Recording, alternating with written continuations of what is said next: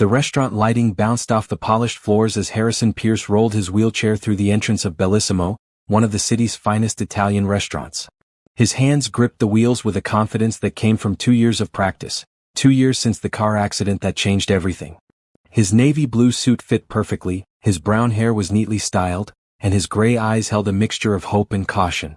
At 42 years old, Harrison had built an empire in tech software, but tonight he was just a man hoping for a simple dinner conversation. His friend Greg had set up this blind date with Bethany Winters, a marketing executive. "She's smart, successful, and ready to settle down," Greg had promised. Harrison had been hesitant, but loneliness had a way of making even the most independent person crave connection. He spotted her immediately. Bethany stood near the hostess stand in a sleek gray dress, her blonde hair cascading over her shoulders. She was checking her phone, looking polished and poised. Harrison took a breath and rolled toward her. "Bethany?" he called out with a warm smile. She looked up, her blue eyes landing on him. For a split second, Harrison saw it, the flicker of surprise, then disappointment, then something worse. Disgust.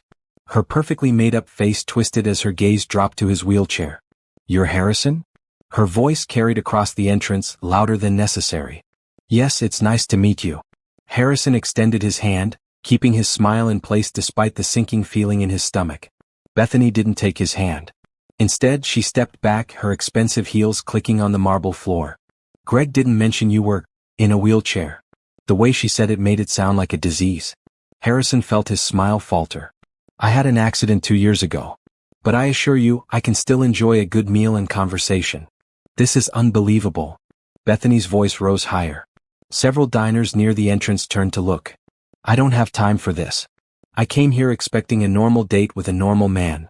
The word normal hit Harrison like a physical blow. He'd heard variations of this before, but it never got easier. "I am a normal man," Harrison said quietly, his dignity holding firm even as embarrassment colored his cheeks. "I just use a wheelchair to get around. Look, I'm sure you're a nice person, but this isn't what I signed up for. I have standards. I need someone who can actually take me dancing, who can walk beside me at events, someone who—" She trailed off, shaking her head. "I'm sorry, but no. This isn't going to work." She turned on her heel and walked out, leaving Harrison sitting alone in the entrance of the restaurant. The hostess looked away quickly, embarrassed for him. A waiter pretended to adjust menus. The other guests whispered among themselves. Harrison sat there, frozen. His hands clenched the armrests of his wheelchair. 2 years of therapy, of learning to live again, of building his confidence back up, and it all crumbled in under 2 minutes. The humiliation burned through him. He wanted to leave, to roll out of there and never look back, but his body wouldn't move. Shame rooted him to the spot. "Excuse me, sir?" The voice was soft, kind. Harrison looked up to see a woman in a bright blue cleaning uniform holding a mop and bucket. She was beautiful, with warm brown skin, kind dark eyes, and her hair pulled back into a neat ponytail. She couldn't have been more than 30 years old. Her name tag read Tanya. "I saw what happened," Tanya said gently. She set down her cleaning supplies and crouched slightly so she was at his eye level. "And I just wanted to say that woman is a fool." Harrison blinked, surprised. "You don't have to." "No, I do have to," Tanya interrupted, her voice firm but compassionate. "Because what she did was cruel and you don't deserve that. Nobody deserves that." Tears pricked at Harrison's eyes, but he refused to let them fall. "Thank you." "That woman walked away from what could have been a wonderful evening with what looks like a good man," Tanya continued. She stood up straight, her eyes fierce with conviction. "You deserve better than someone who can't see past a chair. You deserve someone who sees you." Harrison felt something crack open inside him. This stranger, this janitor, had shown him more kindness in 30 seconds than Bethany had in 2 minutes.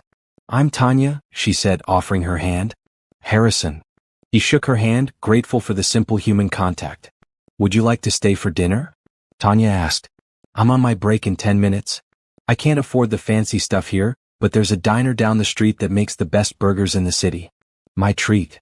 Harrison looked at this woman who had no reason to be kind to him, who probably worked long hours for little pay, offering to spend her hard-earned money on a stranger. Something about her genuine smile and the lack of pity in her eyes made him want to say yes. "I would like that very much," Harrison said. "But please let me buy.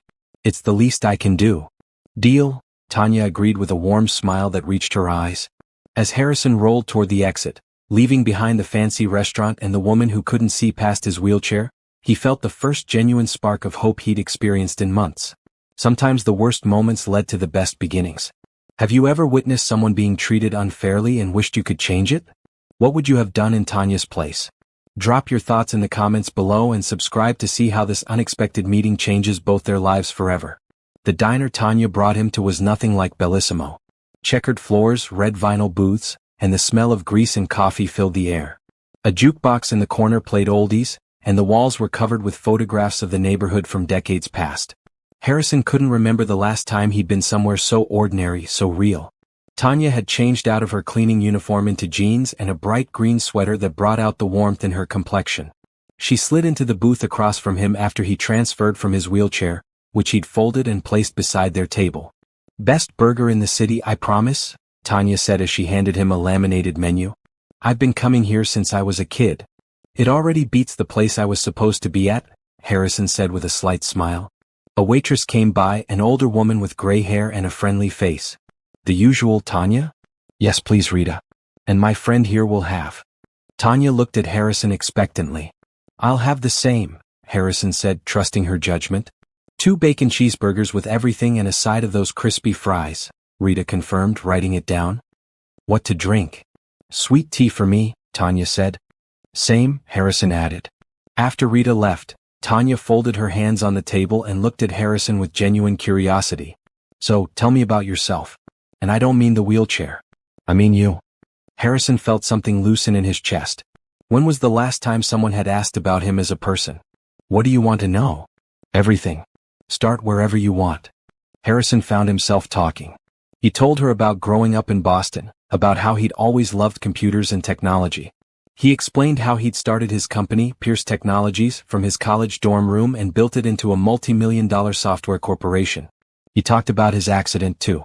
A drunk driver had hit his car 2 years ago, damaging his spine. The doctors said he'd never walk again. "But you kept going," Tanya observed. "You didn't give up." "I thought about it," Harrison admitted. "For a long time I thought about giving up. But I had employees depending on me, projects that mattered. And somewhere deep down I still wanted to live." "That takes courage," Tanya said softly. "What about you?" Harrison asked, wanting to shift the focus away from himself. "Tell me about Tanya." Tanya's expression brightened and saddened at the same time. "I'm a single mom. My daughter Kenji is 7 years old, and she's the light of my life. Her father left when I was pregnant. Said he wasn't ready to be a dad." "His loss," Harrison said firmly. "That's what I tell myself," Tanya agreed.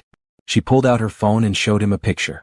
A little girl with bouncing curls and the same warm smile as her mother beamed at the camera. She wore a bright red dress and held a stuffed rabbit. "She's beautiful," Harrison said genuinely. "She is. She's smart too, loves reading and math. But..." Tanya's smile faded. "She has a heart condition. It's been getting worse. She needs surgery, but my insurance won't cover all of it, and I've been working 2 jobs just to save up." Harrison's heart clenched. Here was this woman who had shown him kindness when she had every reason to be bitter about her own struggles. "How much do you need?" Harrison asked. Tanya shook her head quickly. "Oh no, I wasn't telling you that to ask for money. I was just explaining my situation. I know you weren't asking. I'm offering." "Harrison, you don't even know me." "I know enough," Harrison said. "I know you're a good person. I know you stopped to help a stranger when you didn't have to. I know you're working yourself to the bone for your daughter. Let me help." Tanya's eyes filled with tears. "I can't accept that. It's too much." "Why not?" Harrison challenged gently. "Is it because you think there's something wrong with accepting help?" "Because there isn't. We all need help sometimes. I needed help tonight and you gave it to me. Let me return the favor." "That was different. I just sat with you." "You did more than sit with me. You reminded me that I'm still human, still worth something." "That's not a small thing, Tanya." Their food arrived, giving Tanya a moment to compose herself. She wiped her eyes with a napkin and took a breath. "Why are you really doing this?" she asked. "Because I can," Harrison said simply. "I have more money than I could spend in 10 lifetimes. What's the point of having it if I can't use it to help someone who actually needs it? Please, Tanya. Let me do this." Tanya looked at him for a long moment, searching his face. Whatever she saw there must have convinced her because she nodded slowly. "Okay," she whispered. "Okay. Thank you. I don't know how to thank you enough." "You already did," Harrison said. You saw me tonight when everyone else looked away. That's thanks enough. They ate their burgers, which really were the best Harrison had ever tasted. They talked about everything and nothing. Tanya told him about Kenji's love for dinosaurs and her dream of becoming a veterinarian. Harrison told her about his plans to expand his company into educational software for kids. You should meet Kenji, Tanya said suddenly. She would love you. She's always asking about science and computers, and I don't always have the answers. I would like that very much, Harrison said. By the time they left the diner, Harrison felt lighter than he had in months. He exchanged numbers with Tanya, promising to call her the next day to arrange payment for Kenji's surgery. As he drove home in his specially modified car, Harrison realized something. Tonight was supposed to be about finding romance, about ending his loneliness. Instead, he'd found something more valuable, a real connection with another human being who didn't see his wheelchair first. He thought about Tanya's smile, about her daughter in the bright red dress, about the kindness in her eyes. Maybe, just maybe, this was the beginning of something good.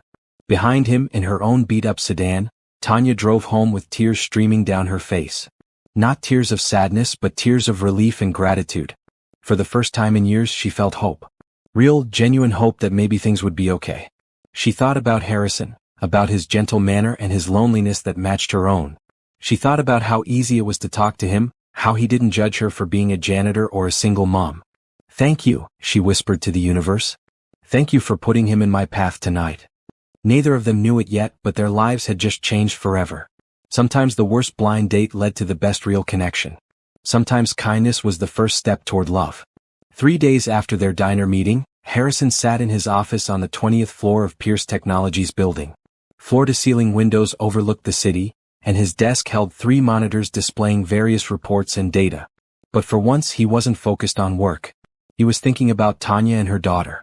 He'd spent the past 2 days researching pediatric cardiologists and the best hospitals for Kenji's type of surgery. Money was no object. What mattered was getting the little girl the best possible care. Harrison picked up his phone and dialed Tanya's number. Hello. Her voice sounded tired. Tanya? It's Harrison. Is this a bad time? No, not at all. He could hear her smile through the phone. I just got home from my morning shift. Kenji's at school. Good. I wanted to talk to you about her surgery. There was a pause. Okay. I found the best pediatric cardiac surgeon in the country. Dr. Patricia Walsh at St. Mary's Medical Center. She has a 98% success rate with the type of procedure Kenji needs. I've already spoken with her office, and they can schedule Kenji within the next 2 weeks. Harrison. Tanya's voice wavered. Before you say anything, I want you to know that everything is arranged. The surgery, the hospital stay, all the follow-up care. Everything is covered. You just need to bring Kenji in for an initial consultation. This is too much, Tanya said, but her voice held more wonder than protest. It's not nearly enough for what you did for me, Harrison replied. You gave me something money can't buy. Let me give your daughter what she needs. Tanya was quiet for a moment. Harrison could hear her breathing, could almost sense her internal struggle. Tanya, I know accepting help is hard. Believe me, I know. After my accident, I had to accept help with everything. Getting dressed, showering, eating. My pride took a beating. But I learned something important. Accepting help doesn't make you weak. It makes you human. And sometimes, letting someone help you is a gift to them too. A gift? Tanya asked. Yes. You let me feel useful again. You let me remember that my life has purpose beyond spreadsheets and board meetings. Please let me do this. For Kenji and for me too. Harrison heard a sob on the other end of the line, then Tanya's voice, thick with emotion. Thank you. Thank you so much. I accept. With all my heart, I accept. Good, Harrison said, relief flooding through him.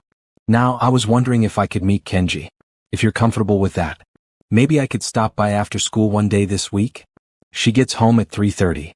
Would tomorrow work? Tomorrow is perfect. Text me your address. The next afternoon, Harrison pulled up to a small apartment building in a working-class neighborhood. The building needed paint, and the playground equipment looked worn, but flower boxes hung in several windows, and children's chalk drawings decorated the sidewalk. It was a place where people made the best of what they had. Tanya met him at the entrance, wearing jeans and a bright maroon blouse. Hi, she said, her smile nervous but genuine. Hi yourself, Harrison replied. He dressed casually too, in khakis and a blue button-down shirt. Kenji's been asking about you since I told her you were coming, Tanya said as she led him to the elevator. She's excited to meet a real computer genius. I don't know about genius, Harrison said with a laugh. Trust me, to a 7-year-old who can barely work a tablet, you're basically a superhero. They reached the 3rd floor and walked down a narrow hallway to apartment 3C. Tanya opened the door and Harrison rolled inside. The apartment was small but spotlessly clean. The walls were painted a cheerful yellow and drawings covered the refrigerator. A small couch sat against one wall, and a bookshelf overflowed with children's books. Everything was modest but full of love. Kenji, honey, Mr. Harrison is here, Tanya called out. A door burst open and a little girl bounded out. She wore bright red leggings and a dinosaur t-shirt, her curls bouncing as she moved. When she saw Harrison's wheelchair, she didn't miss a beat. Wow, that's so cool, Kenji exclaimed, coming closer. Can I see how it works? Harrison glanced at Tanya, who nodded with an apologetic smile. Sure, Harrison said. This button here moves me forward and this one makes me go backward. These controls help me turn. That's really smart, Kenji said seriously. Did you design it yourself? No, but I did make some modifications to make it work better for me. Because you're good at technology, Kenji stated. Mommy said you build computer programs. I do. Do you like computers? Kenji nodded enthusiastically. I love them. We have a computer lab at school and I'm the best in my class at the typing game. And I can make the turtle draw shapes on the screen using code. Turtle graphics, Harrison said, impressed. That's real programming. You're learning young. I want to learn more, but Mommy says computers are expensive. Harrison looked at Tanya, who shrugged helplessly. I can barely afford rent. A home computer isn't in the budget. An idea formed in Harrison's mind, but he filed it away for later. Kenji, your mom told me you like dinosaurs, Harrison said. I love dinosaurs. My favorite is the velociraptor. They were really smart and worked together in packs. Like a team. That's my favorite too, Harrison said. You know, scientists use computers to figure out a lot of what we know about dinosaurs. They use something called modeling to recreate how dinosaurs might have moved and lived. Kenji's eyes went wide. Really? Computers can do that? Computers can do almost anything if you know how to program them right. They spent the next hour talking. Harrison showed Kenji some simple programs on his phone. Tanya made them all snacks, bringing out cookies and juice boxes. Harrison felt completely at ease, more relaxed than he'd been in years. As the afternoon wore on, Kenji started to look tired. Tanya noticed immediately. Time for your rest, sweetie, Tanya said gently. But I'm not tired, Kenji protested even as she rubbed her eyes. Doctor's orders, remember? Kenji sighed but nodded. She walked over to Harrison and surprised him by hugging him carefully. Thank you for coming. Will you come back? Absolutely, Harrison promised. And next time I'll bring you something special. After Kenji went to her room for her mandatory rest period, Tanya sat down on the couch near Harrison's wheelchair. She doesn't know about the surgery. I haven't figured out how to tell her yet. We'll tell her together, Harrison said. After the consultation with Dr. Walsh. We'll explain it in a way she can understand. Tanya repeated softly. If that's okay with you. I'd like to be involved, to be there for both of you through this. Why? Tanya asked. We're practically strangers. Are we though? Harrison countered. I feel like I've known you longer than 3 days. And honestly, I haven't felt this connected to anyone in a very long time. Not since before my accident. Tanya looked at him with those kind, understanding eyes. I feel it too. Like we were supposed to meet.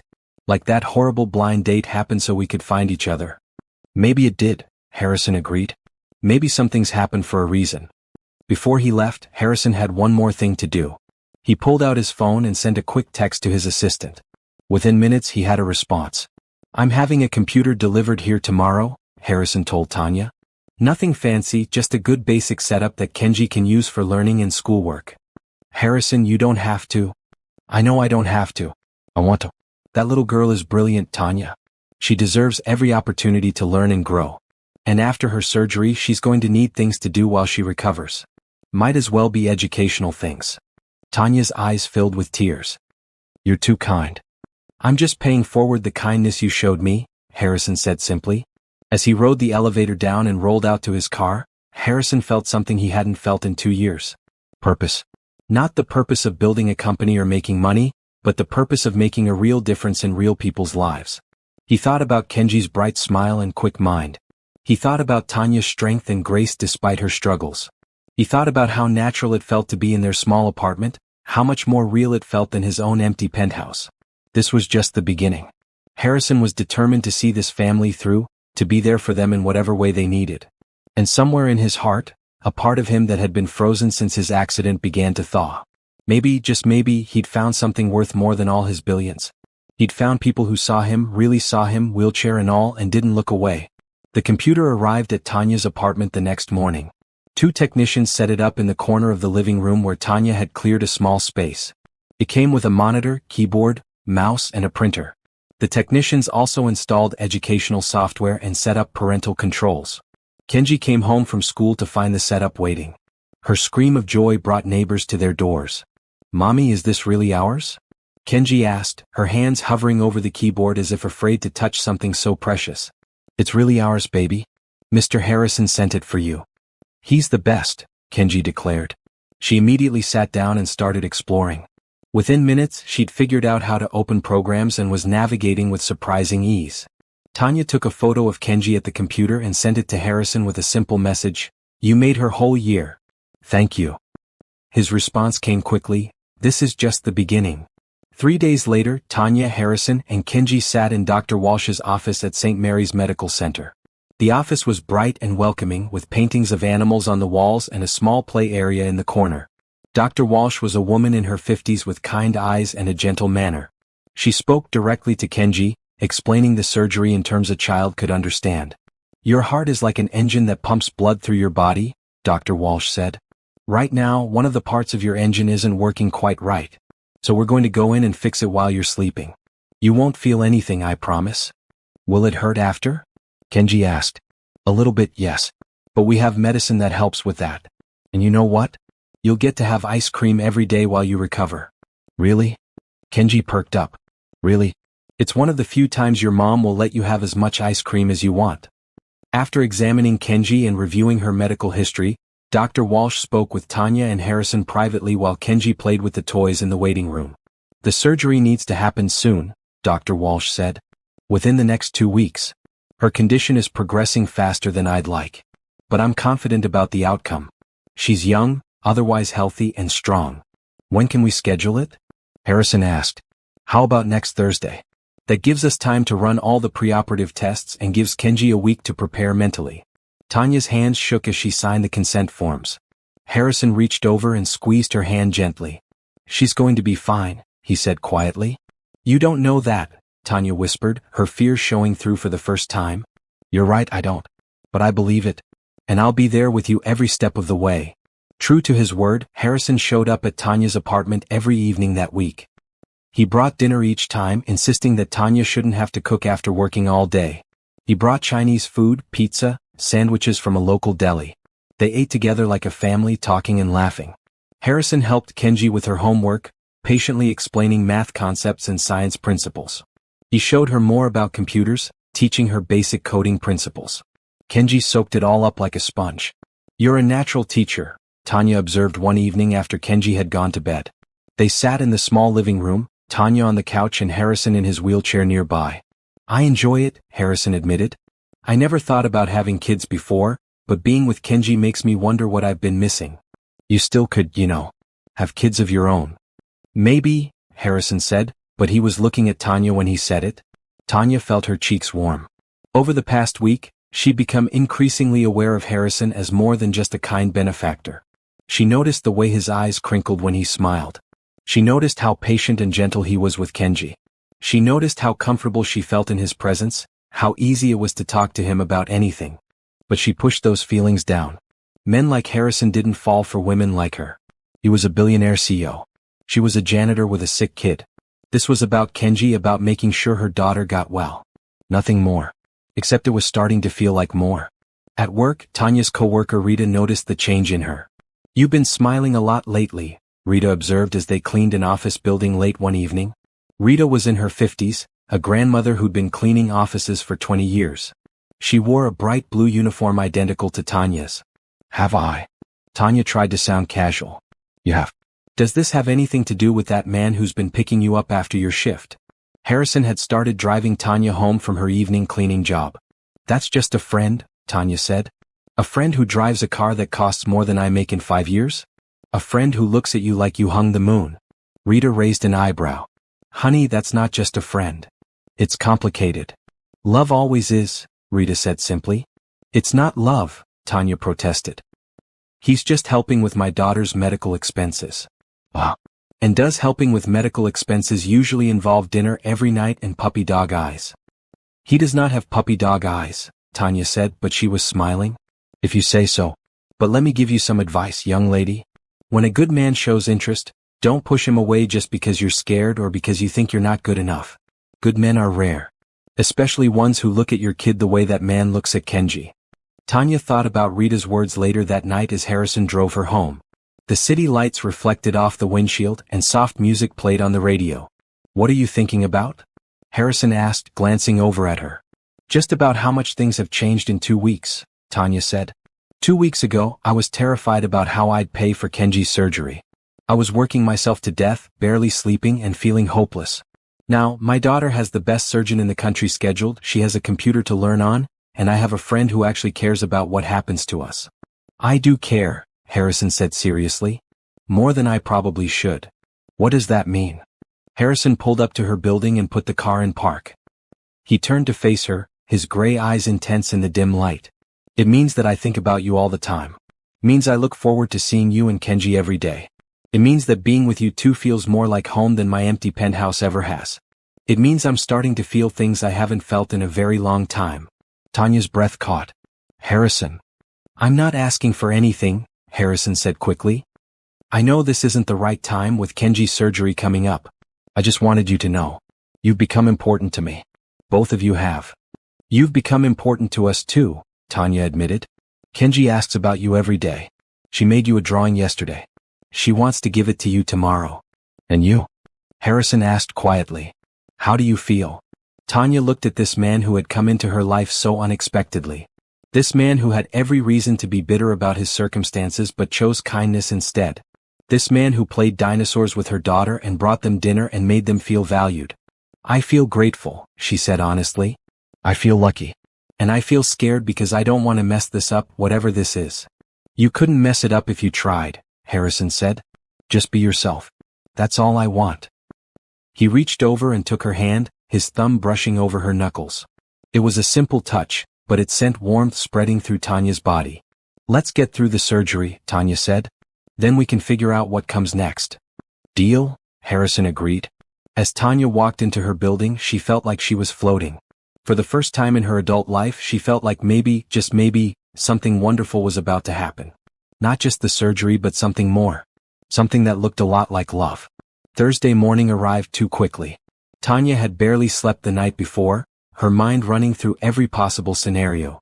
She'd gotten up at 5 in the morning to help Kenji prepare, even though they didn't need to be at the hospital until 7. Kenji was nervous but trying to be brave. She wore her favorite dinosaur pajamas under a bright red jacket. She clutched her stuffed rabbit, Mr. Hoppy, against her chest. Mommy, will you be there when I wake up? Kenji asked for the 10th time. I'll be right there, baby. I promise. I won't leave your side. A knock came at the door at 6:30. Tanya opened it to find Harrison, dressed in jeans and a green sweater, holding 2 cups of coffee and a bag of donuts. I thought you might need sustenance, he said with a gentle smile. You came early, Tanya said, surprised. Of course I did. I told you I'd be with you every step of the way. Mr. Harrison. Kenji ran to him and he set the coffee and donuts down just in time to catch her careful hug. Good morning, sweetheart. Are you ready for your big day? I'm scared, Kenji admitted in a small voice. Harrison crouched in his wheelchair so he was at her level. It's okay to be scared. Being brave doesn't mean you're not scared. It means you do what you need to do even though you're scared. And you, Kenji Robinson, are the bravest person I know. Braver than you? Kenji asked. Way braver than me. They drove to St. Mary's Medical Center in Harrison's car. Tanya sat in the front, holding her coffee with shaking hands. Kenji chattered nervously in the back seat, asking questions about everything she saw. The hospital was bright and clean, with colorful murals on the walls of the pediatric wing. Nurses in cheerful scrubs greeted them warmly. They were taken to a pre-op room where Kenji changed into a hospital gown. A nurse started in 4-line, explaining everything she was doing. Dr. Walsh came in looking confident and calm. How are we doing, Kenji? Okay, I guess, Kenji said. Can Mr. Hoppy come with me? Absolutely. Mr. Hoppy can come right up until you go to sleep, and he'll be waiting for you when you wake up. The anesthesiologist came next, a young man with a kind face who explained how he would help Kenji sleep through the surgery. Kenji listened carefully, asking smart questions. Too soon it was time. Two nurses came to wheel Kenji's bed to the operating room. Tanya walked beside the bed, holding Kenji's hand. Harrison rolled alongside them. When they reached the double doors marked, "Authorized personnel only," they had to stop. Tanya bent down and kissed her daughter's forehead. I love you so much, baby. You're going to do great. I love you too, Mommy, Kenji said, her voice small but steady. Harrison squeezed Kenji's other hand. I'll take care of your mom while you're asleep, okay? And when you wake up, I'll be right here. Promise? Kenji asked. Promise. Then the nurses wheeled Kenji through the doors and they were gone. Tanya stood frozen, staring at the closed doors. Harrison gently touched her arm. Let's go to the waiting room. The surgical waiting room was designed to be calming, with soft blue walls and comfortable chairs.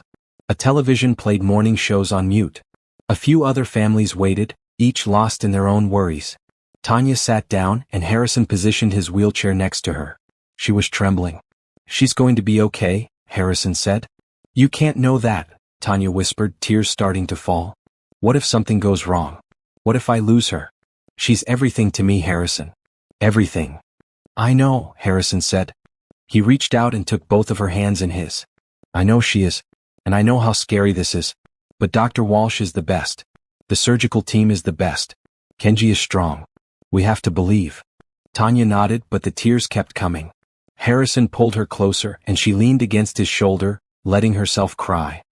He held her, one arm around her shoulders, murmuring soft words of comfort. The surgery was supposed to take 4 hours. Each minute felt like an eternity.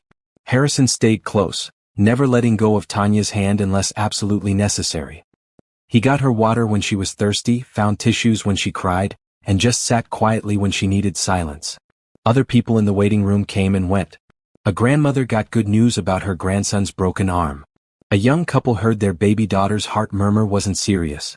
Each time the door opened and a doctor stepped out, Tanya jumped, hoping and fearing it would be news about Kenji. 3 hours in, Harrison's phone rang. He glanced at it and frowned.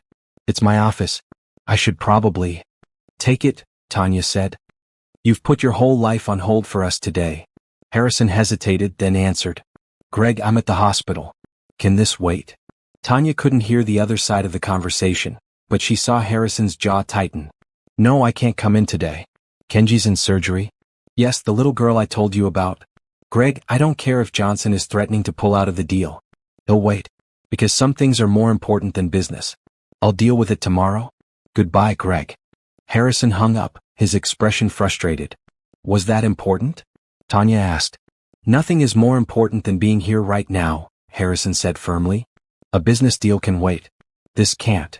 Tanya felt her heart swell. She squeezed his hand. Thank you. For being here. For everything. There's nowhere else I'd rather be. 4 hours passed. Then 4.5. Tanya's anxiety grew with each passing minute. Harrison stayed calm, his presence a steady anchor. Finally, at hour 5, the waiting room door opened and Dr. Walsh stepped out. She was still in her surgical scrubs, but she was smiling. Tanya? Harrison? She called. They rushed over, Tanya's heart pounding so hard she thought it might burst. The surgery was a complete success, Dr. Walsh said. Kenji did beautifully. The repair looks perfect and she came through it like a champ. She's in recovery now and you can see her in about 30 minutes. Tanya's knees buckled. Harrison caught her, holding her up as relief flooded through her so intensely it was almost painful.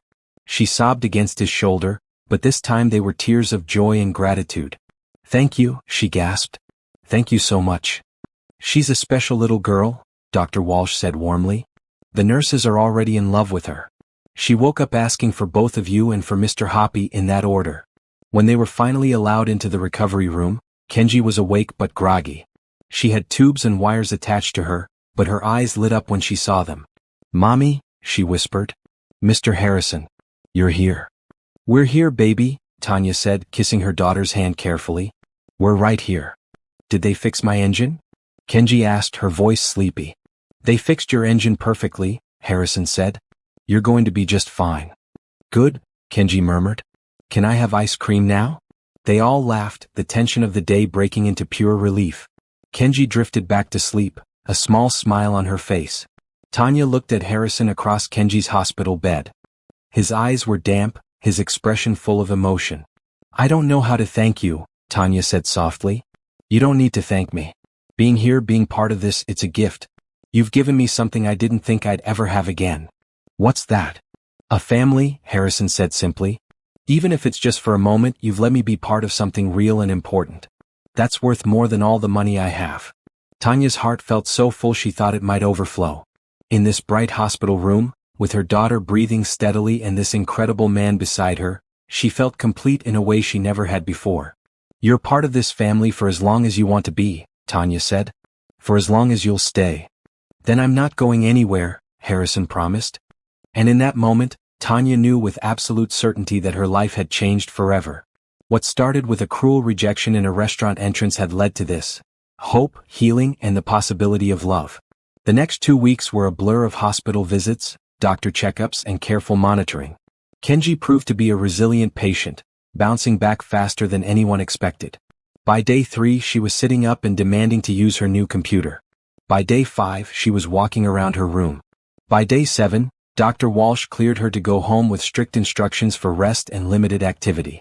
Harrison was there every day. He brought books, puzzles, and downloaded educational games onto a tablet for Kenji. He sat with Tanya during the long hours when Kenji slept, just keeping her company. They talked about everything. Their childhoods, their dreams, their fears, their favorite movies and foods and songs.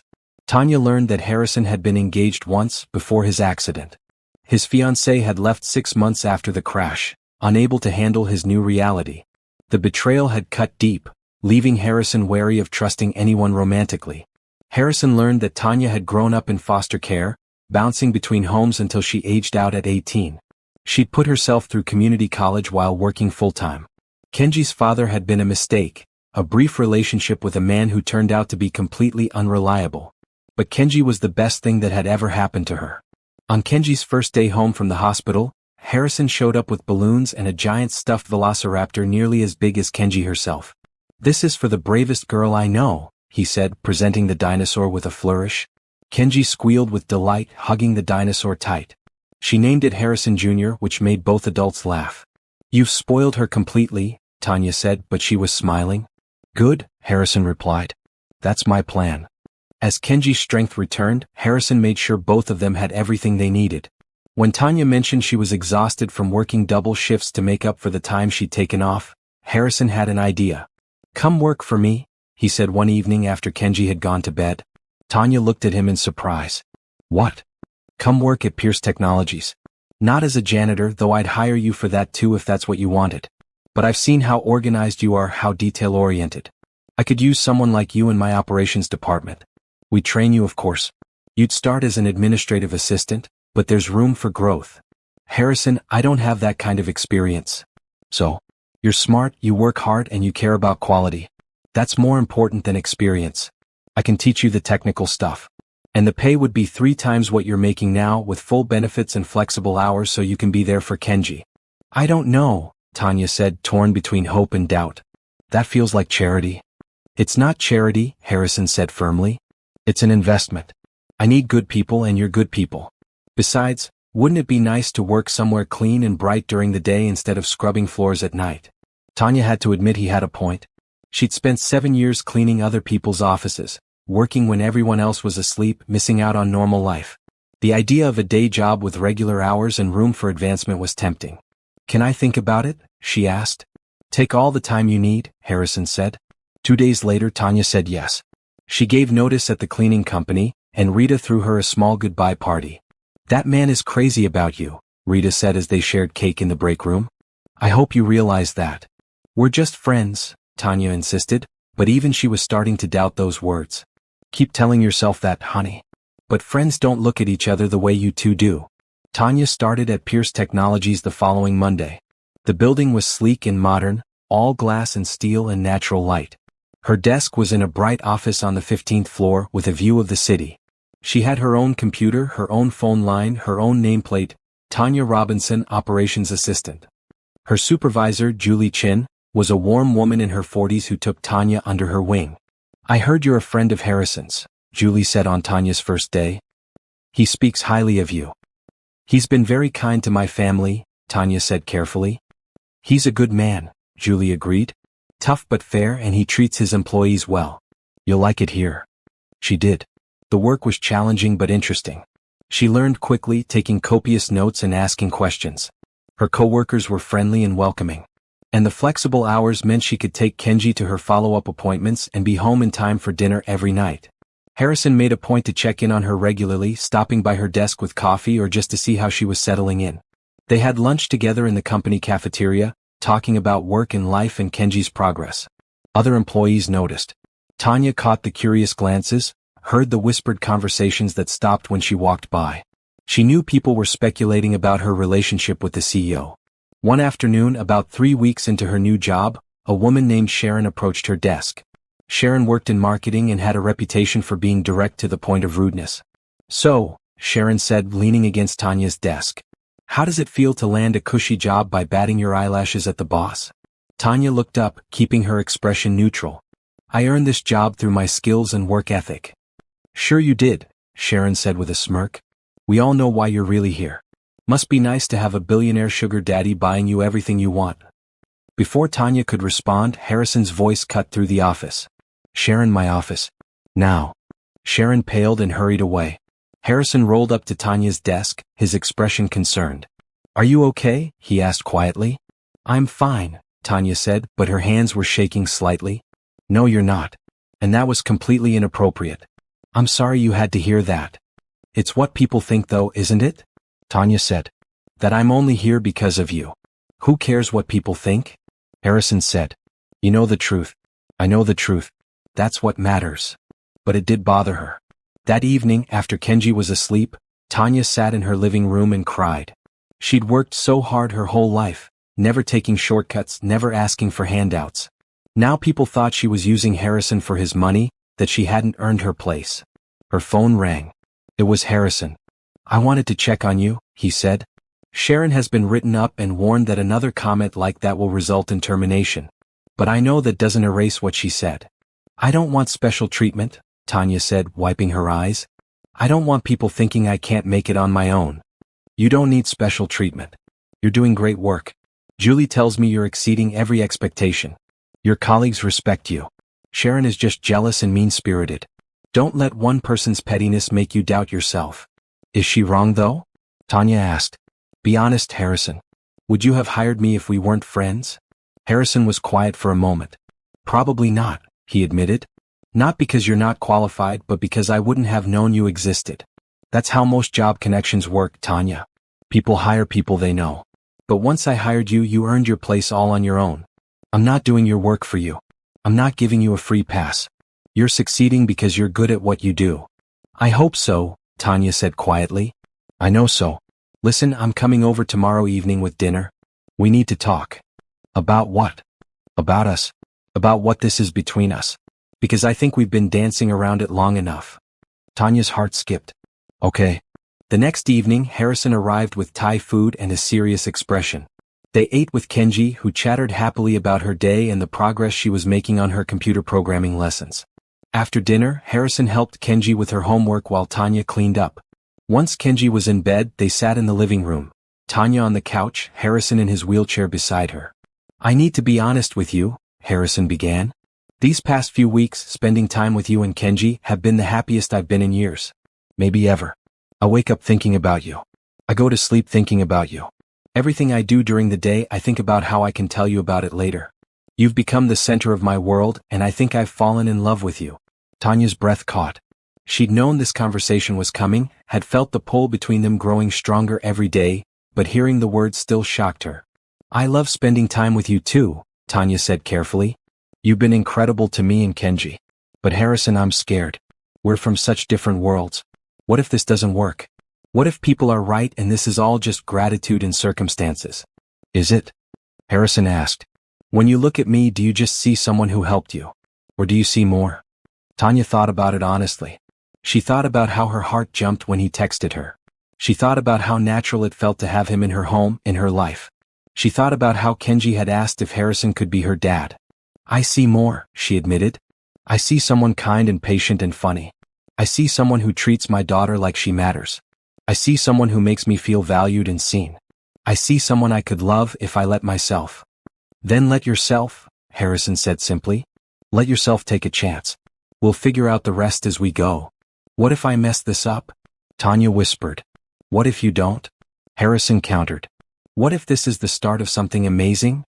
He reached for her hand and she let him take it. His touch was warm, solid, real. I'm scared too, Harrison said. Terrified, actually. The last person I let myself love left me when things got hard. But with you I'm willing to risk it. You're worth the risk. Tanya looked into his gray eyes and saw nothing but sincerity. She made a decision. Okay, she said. Let's try. Let's see where this goes. Harrison's smile could have lit up the entire city. Really? Really? He pulled her closer and she slid off the couch to kneel beside his wheelchair. They stayed like that for a long moment, foreheads touching, just breathing together. This is the best decision you'll ever make, Harrison said softly. I hope so, Tanya replied. Because my heart is all in now. And with those words they crossed the line from friendship into something deeper. Something that felt a lot like love. The next few weeks were filled with quiet joy. Harrison and Tanya didn't rush into anything physical, taking their time to build their relationship on a foundation of trust and genuine connection. They went on dates, dinner at casual restaurants, walks in the park with Kenji, movie nights at Tanya's apartment. Harrison met Tanya's few friends, and Tanya slowly got to know some of Harrison's trusted colleagues. But not everything was smooth sailing. Greg Thompson, Harrison's business partner and longtime friend, called an unexpected meeting at Harrison's office one afternoon. Tanya was at her desk when she saw Greg storm past, his expression thunderous. Through Harrison's office walls she could hear raised voices. You're making a mistake, Greg said, his voice carrying.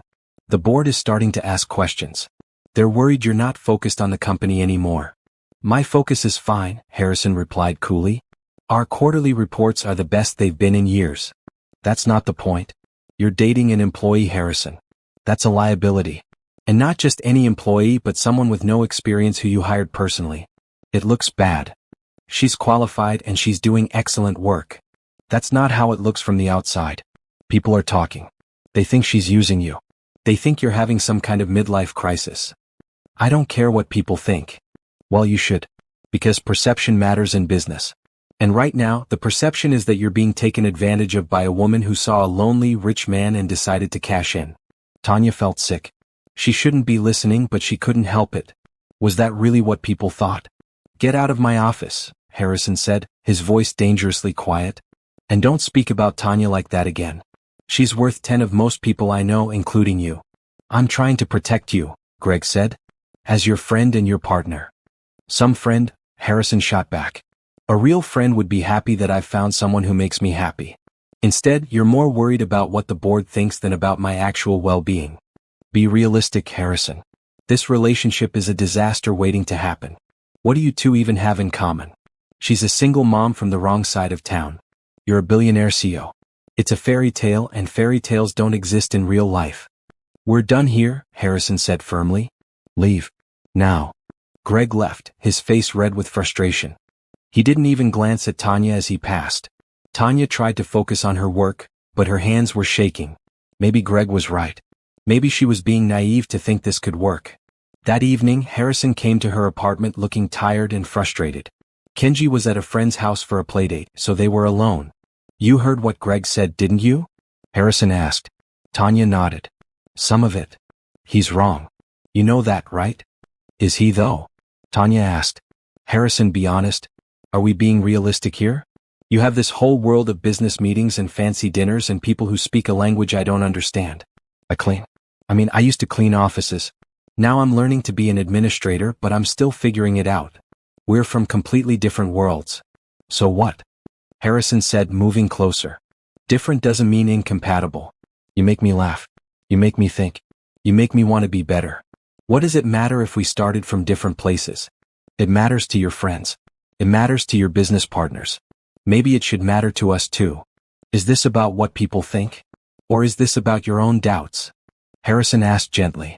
Tanya sighed, sinking onto the couch. Maybe both. I keep waiting for the other shoe to drop, For you to wake up and realize you could do so much better. For you to find someone from your world who fits better. I don't want someone from my world, Harrison said. I want you. Exactly as you are. With your strength and your kindness and your amazing daughter. I want our late-night talks and our simple dinners and the way you make everything feel real and important. What if I'm not enough? Tanya whispered. Harrison moved his wheelchair directly in front of her and took both her hands. You are more than enough. You're everything. And I need you to believe that. At work the next day things got worse. Tanya noticed people staring, heard conversations stop when she approached. At lunch, she sat alone in the cafeteria watching other employees laugh and chat in their groups. Sharon walked past with a group of women from marketing. Must be nice to sleep your way to the top, Sharon muttered, just loud enough for Tanya to hear. Tanya stood up abruptly, her tray clattering. I'm not sleeping with anyone, she said, her voice carrying across the cafeteria. And I earned my position through hard work just like everyone else here. If you have a problem with that, take it up with HR, not with gossip. The cafeteria went silent. Sharon looked embarrassed but defiant. Then, surprisingly, Julie Chin stood up. Tanya's right, Julie said. She's been an excellent addition to our team. She works hard, learns fast, and contributes meaningfully. Her personal life is none of our business. I suggest we all focus on our own work instead of spreading rumors. A few other people nodded in agreement. Sharon huffed and walked away. Later, Julie stopped by Tanya's desk. Good for you for standing up for yourself. Thanks for backing me up, Tanya said. I meant what I said. You're doing great work. Don't let the petty people bring you down. But at home that evening, Tanya felt exhausted from the constant scrutiny. She was sitting on the couch when Kenji came and sat beside her. Mommy, are you sad? Kenji asked. A little bit, honey. Is it because of Mr. Harrison? Why would you think that? Because you smile when he's here and you're not smiling now. Did you have a fight? No, baby. We didn't fight. It's just complicated grown-up stuff. Kenji was quiet for a moment. Then she said, I like Mr. Harrison. I hope he stays. What do you mean? I mean, I hope he doesn't leave like my dad did. I know I was just a baby, but I know he left. And I don't want Mr. Harrison to leave too. Tanya's heart broke a little. Oh, sweetheart. Mr. Harrison is a good man. He's not going anywhere. Promise? Tanya couldn't promise that, but she said, he cares about us very much. And he's not the kind of person who leaves when things get hard. Good, Kenji said. Because I think he should be my dad. Can he be my dad? That's a big question, honey. But do you love him? Kenji asked with the straightforward honesty of a child. Did she love him? Tanya thought about how Harrison made her feel safe and valued. She thought about his patience with Kenji, his kindness to everyone, his quiet strength. She thought about how much she missed him when he wasn't around. Yes, Tanya admitted. I think I do love him. Then he should be my dad, Kenji said simply. Because families are made of people who love each other. Out of the mouths of babes, Tanya thought.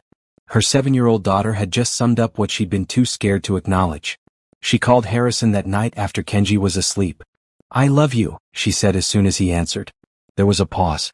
Then Harrison's voice, full of emotion, say that again. I love you. I'm scared and I'm worried about what people think and I'm not sure how this all works, but I love you. And I'm tired of being afraid. I'm coming over, Harrison said. It's almost midnight. I don't care. I need to see you. 20 minutes later, Harrison was at her door. As soon as she opened it, he pulled her into his arms, holding her tight. I love you too, he said against her hair. I love you so much. And I don't care what anyone thinks. We'll figure this out together. They stood there in her doorway holding each other, and Tanya felt the doubts begin to fade. This was real. This was right. And they would face whatever came next as a team. A few days later, Tanya overheard a conversation that changed everything. She'd stayed late at work to finish a project and most of the office had cleared out. She was walking past the break room when she heard her name. I'm telling you it's pathetic, a voice said. Tanya recognized it as Brad from accounting. Harrison Pierce is a smart guy, but he's completely blind when it comes to this Tanya woman. Maybe he actually likes her, another voice suggested. Oh please. She's a gold digger, pure and simple. Single mom with a sick kid sees a rich, lonely guy in a wheelchair and decides he's her meal ticket. It's the oldest scam in the book. Tanya felt her face burn with anger and hurt. But before she could decide whether to confront them or walk away, Harrison's voice cut through. That's interesting, Brad. Please tell me more about this theory of yours. Tanya peeked around the corner to see Harrison in the break room doorway, his expression cold as ice. Brad's face went white. Mr. Pierce, I didn't. I was just what? Just insulting the woman I love to your coworkers? Just making baseless accusations about someone you don't even know. I'm sorry, Do you know how I met Tanya? Harrison continued, his voice deadly calm. I was at a restaurant for a blind date. A woman took one look at my wheelchair and walked out, loudly insulting me in front of everyone. I sat there, humiliated, ready to leave and never try again. Tanya was working there. She didn't know who I was or how much money I had. She just saw a person who'd been hurt and she showed kindness. She gave up her break to sit with me, to remind me that I was still worth something. Brad looked at the floor, unable to meet Harrison's eyes. Tanya didn't ask me for anything, Harrison continued. I offered to help with her daughter's surgery because it was the right thing to do. I offered her a job here because she's smart and capable. And I fell in love with her because she's genuine and kind and makes me a better person. Not because of what I can give her, but because of who she is. I'm sorry, Brad mumbled. Sorry isn't enough. You're fired. Clean out your desk and be gone within the hour. What? You can't fire me over this. I absolutely can. I have zero tolerance for employees who spread malicious gossip and create a hostile work environment. HR will be in touch about your final paycheck. Harrison turned his wheelchair and rolled out of the break room. He saw Tanya standing in the hallway, tears streaming down her face. How much did you hear? He asked gently. Everything, she whispered. You defended me. Of course I did. I'll always defend you. You didn't have to fire him. Yes, I did. That kind of talk has no place in my company. Besides, I meant every word I said. You're not using me, Tanya. You never have been. You're loving me. There's a difference. Tanya threw her arms around him, not caring who might see. I love you. So much. I love you too, Harrison said, holding her tight. And I'm done hiding it or apologizing for it. That evening, Harrison sent an email to the entire company. It was simple and direct. To all Pierce Technologies employees, I want to address some rumors that have been circulating. I am in a relationship with Tanya Robinson. She earned her position here through her own merit, and she continues to excel in her role. Any employee found spreading false information or creating a hostile environment will face immediate disciplinary action, up to and including termination. I expect all of you to treat each other with respect and professionalism. Sincerely, Harrison Pierce, CEO. The next day at work, the atmosphere had changed. Some people still whispered, but most seemed to have gotten the message. Julie Chin stopped by Tanya's desk with a smile. Good for you too, Julie said. It's about time someone made our boss happy. He's been a grump for too long. He's not a grump, Tanya protested with a laugh. You haven't seen him before you came along. Trust me, he's a different person now. A better person. Even Sharon came by, looking uncomfortable. I owe you an apology, she said stiffly. I was out of line. I hope you'll accept it. I appreciate that, Tanya said carefully. Thank you. That weekend, Harrison invited Tanya and Kenji to his penthouse for the first time. Tanya had been curious about where he lived but had never asked to see it. The penthouse was stunning. Floor-to-ceiling windows with city views, modern furniture, a kitchen that looked like something from a magazine. But it also felt empty, cold.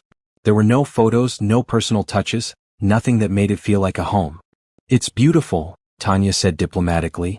It's a hotel room, Harrison said with a wry smile. I've never bothered to make it feel like home. I was never here long enough to care. Can we go on the balcony? Kenji asked, pressing her face against the glass. Of course, Harrison said, unlocking the door that led outside. The balcony wrapped around the entire apartment, offering a 360-degree view of the city. Kenji ran around excitedly while Tanya and Harrison sat on comfortable outdoor furniture. I've been thinking, Harrison said. This place doesn't feel like home because it's missing something. What's that? You. Both of you. Your apartment, as small as it is, feels more like home than this place ever has. Because you're there. Harrison. I'm not asking you to move in, he clarified quickly. I know it's too soon for that. But I want you to know that wherever you are, that's where I want to be. This penthouse, your apartment, a cardboard box under a bridge. None of it matters as long as we're together. Tanya leaned against him, watching Kenji play. I never thought I could have this, she admitted. Someone who loves me, who loves my daughter. Someone who makes me feel like I'm enough exactly as I am. You're more than enough, Harrison said, kissing the top of her head. You're everything. Later, as they cooked dinner together in Harrison's massive kitchen, Kenji helping to make salad, Tanya felt something settle in her chest. Contentment. Hope for a future she'd never dared to dream about. "Hey, Mr. Harrison?" Kenji said as they set the table. "Yes, Kenji? Can I call you Dad?" The room went silent. Harrison's eyes filled with tears. He looked at Tanya, who nodded encouragingly. "I would be honored," Harrison said, his voice thick with emotion. "I would be so honored." Kenji beamed and ran to hug him. Harrison held her close, and Tanya joined them, wrapping her arms around them both. In that moment, standing in the bright, modern kitchen, the three of them formed their own little family. Not perfect, not traditional, but real and full of love. The doubts and judgments of others didn't matter anymore. What mattered was this: three people who had found each other when they needed it most, who chose to build something beautiful together despite the obstacles. And that was worth everything. What would you do if someone publicly questioned your relationship?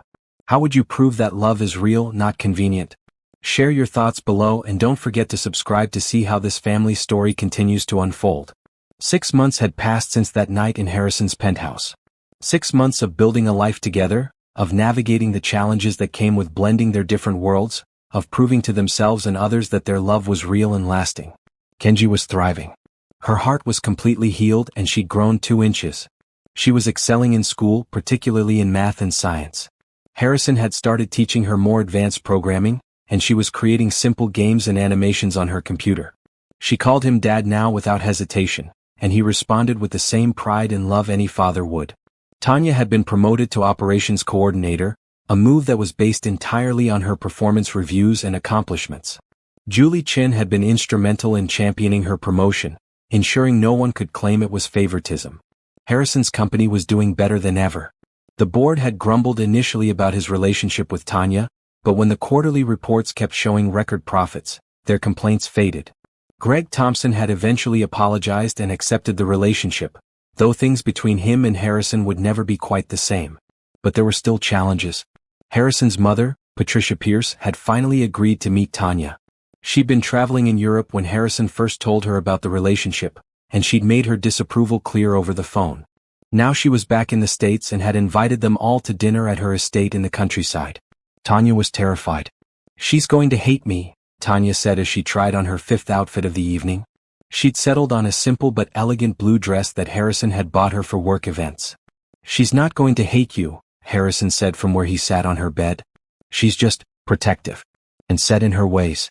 But she'll see what I see, an incredible woman who makes her son happy.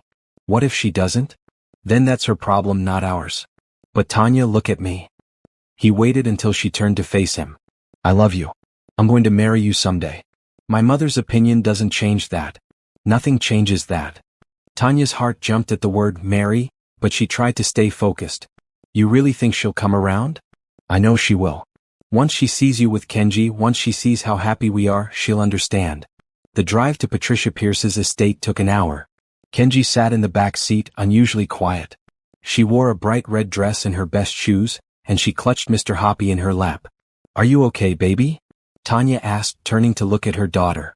"I'm nervous," Kenji admitted. "What if Dad's mom doesn't like me?" "She will absolutely like you," Harrison said firmly. "You're amazing, Kenji. Anyone who doesn't see that is missing out."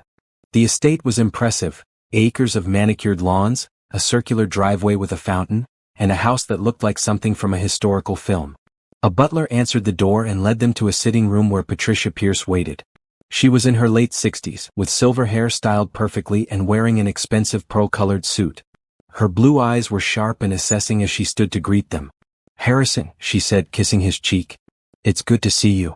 "Hi, Mom. This is Tanya Robinson and her daughter Kenji." Patricia turned her gaze to Tanya, looking her up and down. Tanya forced herself to stand tall and not fidget. "Mrs. Pierce, it's a pleasure to meet you," Tanya said, extending her hand. Patricia shook it briefly. "Likewise. And this is the young lady I've heard about." "Yes, ma'am. This is my daughter Kenji." Kenji stepped forward and, to everyone's surprise, gave a little curtsy. "It's nice to meet you, Mrs. Pierce. Thank you for inviting us to your beautiful home." Something in Patricia's expression softened slightly. "Well, you have lovely manners, child." "My mom taught me," Kenji said proudly. Dinner was formal and slightly uncomfortable. Patricia asked Tanya pointed questions about her background, her education, her career plans. Tanya answered honestly, refusing to embellish or apologize for where she'd come from. So you were a janitor when you met my son? Patricia asked. Yes, ma'am. I worked 2 jobs to support my daughter. And now you work for Harrison's company. I do. I started as an administrative assistant and was recently promoted to operations coordinator. I see. Patricia's tone suggested she saw more than Tanya would like. Harrison's jaw tightened. Mom, I hope you're not implying. I'm not implying anything, dear. I'm simply trying to understand the situation. The situation is that I love Tanya and she loves me. Kenji is like my own daughter. They make me happier than I've been in years. That's all you need to understand. Patricia was quiet for a moment. Then she turned to Kenji, who had been eating quietly but attentively. Tell me, Kenji, what do you like to do? I like computers, Kenji said. Dad is teaching me to program. I made a game where a dinosaur has to jump over obstacles. And I like reading and math and science. A young lady after my own heart, Patricia said, surprising everyone. I was a mathematics professor before I retired. Really? Kenji's eyes lit up. That's so cool. Do you know about the Fibonacci sequence? Dad taught me about it. For the first time that evening, Patricia smiled. I do indeed. Can you explain it to me? Kenji launched into an explanation, her enthusiasm overcoming her nervousness. Patricia listened attentively, asking questions and seeming genuinely impressed by Kenji's understanding. After dinner, Patricia asked to speak with Tanya privately.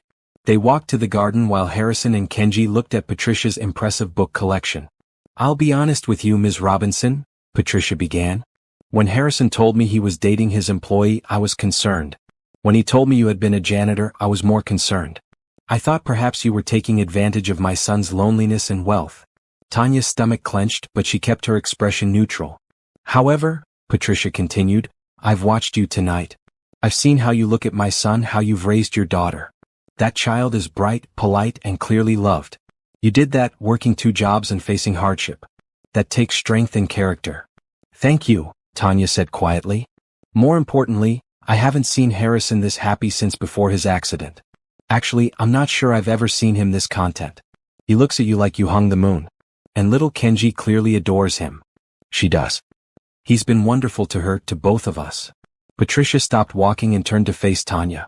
My son has been through a great deal. His accident, his former fiancée's betrayal, the challenge of rebuilding his life. He's strong, but he was becoming hard and closed off. You've changed that. You've reminded him how to be happy.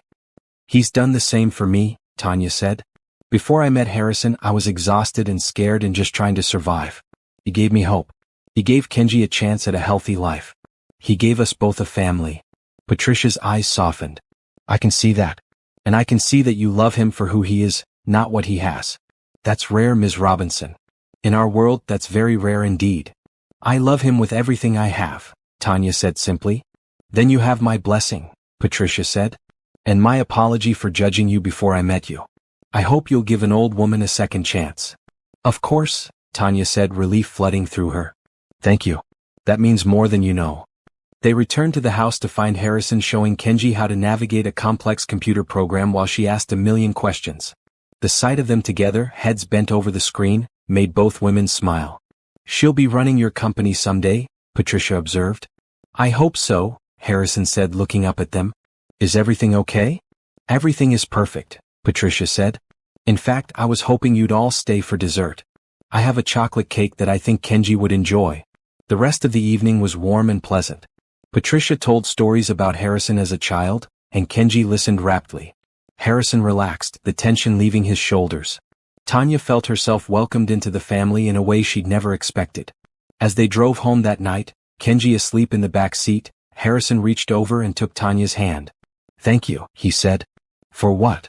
For being exactly who you are. For winning over my mother. For making this work despite all the obstacles.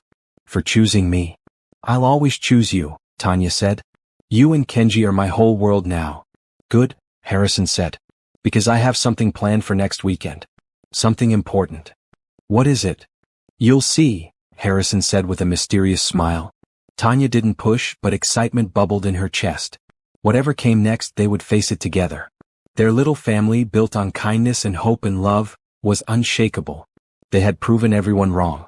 They had shown that love could bridge any divide, that families could be formed in unexpected ways, that choosing each other was the bravest and best thing they could do. And the best part? This was just the beginning. The following Saturday, Harrison picked up Tanya and Kenji early in the morning. He'd asked Tanya to dress casually and to pack a lunch. She'd assumed they were going to a park or maybe a museum. She was half right. Harrison drove them to Riverside Park, a beautiful green space along the water where families picnicked and children played. The weather was perfect. Blue skies, gentle breeze, warm sunshine. He led them to a spot under a large oak tree where he'd already set up a blanket and pillows. "This is nice," Tanya said, settling onto the blanket with Kenji. "It's about to get better," Harrison said. He had a nervous energy about him that Tanya couldn't quite place. They ate the lunch Harrison had packed: sandwiches, fruit, cookies. Kenji ran around flying a kite that Harrison had brought. Other families dotted the park, and somewhere in the distance, a band played cheerful music. "Kenji, honey, come here for a minute," Harrison called. Kenji came running over, breathless and happy. Harrison pulled her aside and whispered something in her ear. Her eyes went wide and she nodded enthusiastically. Then she ran back to flying her kite, but she kept glancing back at them with barely contained excitement. "What was that about?" Tanya asked. "You'll see," Harrison said. He took Tanya's hands in his gray eyes serious. "Tanya, do you remember the night we met?" "Of course. At the restaurant.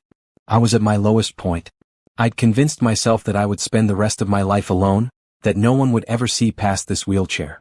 I was ready to give up on connection, on love, on everything that makes life worth living. And then you came along." Tanya felt tears prick at her eyes. "Harrison, you saw me when everyone else looked away. You showed me kindness when I needed it most. And in the months since, you've shown me what real love looks like. Not love based on appearances or status or convenience, but love based on who we are as people. You've given me a family. You've given me a purpose beyond work. You've given me a future I want to fight for." Harrison shifted, reaching into his pocket. Tanya's breath caught as he pulled out a small velvet box. "I know we haven't known each other that long," Harrison continued, "but I've never been more certain of anything in my life. Tanya Robinson, you and Kenji have become my entire world. I can't imagine my life without you in it. I don't want to imagine it." He opened the box to reveal a ring, a simple but stunning diamond on a gold band, elegant and perfect. "Will you marry me?" Harrison asked. "Will you let me be your husband and Kenji's father for real? Will you build a life with me?" Tanya was crying now, tears of joy streaming down her face. "Yes," she said, her voice breaking. "Yes, of course, yes." Harrison slipped the ring onto her finger and it fit perfectly. Then he pulled her close and kissed her, soft and sweet and full of promise. "Yay." Kenji came running over, abandoning her kite. "Mommy said yes." She said yes. "You knew?" Tanya laughed through her tears. "Dad told me this morning. He asked if I would be okay with him being my dad forever. I said yes really loud." Kenji launched herself at them and they all hugged together, laughing and crying. Other families in the park noticed and started clapping. A few people called out congratulations. Harrison laughed, something Tanya realized she'd grown to love more than anything, the sound of his genuine happiness. "When should we do this?" Tanya asked when they'd calmed down. "Get married, I mean." "Whenever you want," Harrison said. "Tomorrow, next year, I don't care. As long as it happens." "I want a small wedding," Tanya said. "Just people who matter. Nothing fancy." "Sounds perfect to me." They spent the rest of the afternoon in the park, planning their future. Harrison wanted to look for a new place, something that would be theirs together. Neither his sterile penthouse nor Tanya's small apartment felt right anymore. "Something with a yard for Kenji," Harrison said. "And a good school district. And space for all of us. And maybe a dog?" Kenji suggested hopefully. "Maybe a dog," Harrison agreed with a smile. 3 months later, they stood in a small garden ceremony with 25 guests. Tanya wore a simple but beautiful ivory dress with blue accents. Harrison wore a dark blue suit. Kenji wore a bright red dress and served as the flower girl, taking her job very seriously. Patricia Pierce sat in the front row, beaming with pride. Julie Chin was there with her family. Rita from Tanya's old cleaning job sat next to them, dabbing at her eyes with a tissue. A few of Harrison's close colleagues attended, along with some of Kenji's classmates and their parents. The ceremony was held at the botanical garden, surrounded by blooming flowers and green trees. No fancy ballroom, no hundreds of guests, no elaborate displays. Just two people who loved each other, promising to build a life together. Do you, Harrison James Pierce, take Tanya Marie Robinson to be your lawfully wedded wife? The officiant asked. I do, Harrison said firmly, his eyes never leaving Tanya's face.